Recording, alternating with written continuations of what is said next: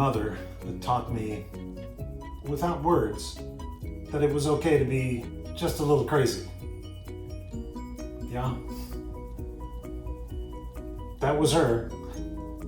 Just a little crazy. So one of the crazy things she did, when we would go to a movie when we were little, she would, like most artists, not necessarily be on time. In fact, we could be quite late, maybe 30 minutes, maybe an hour for even a 2-hour movie. That's pretty late.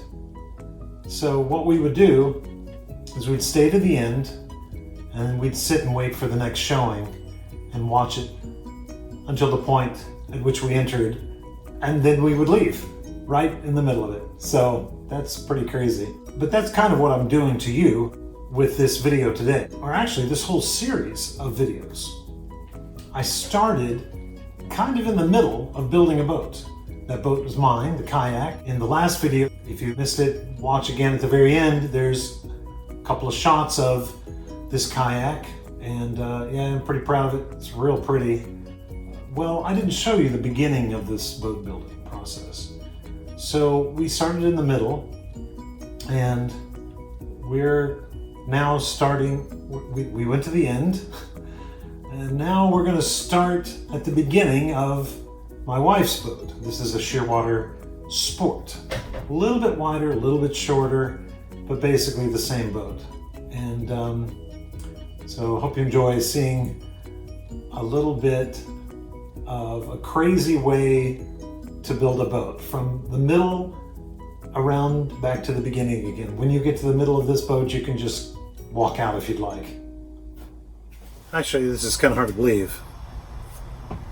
This is boat number 2. And this is it. Aside from a couple other pieces of plywood, this turns into a beautiful boat. So, kind of hard to believe when you just see it laid out on the table. Okay, so, sorry about that light. Let's turn that thing off. Gosh. Yeah, man. Working with epoxy right now. And we are in Columbia, South Carolina. So, what we've got here is a lot of heat. You gotta work really fast with this stuff, because in this high humidity and high heat, we are in June 9th right now, it dries up quickly. You run out of all your epoxy, or it'll get too thick to work with.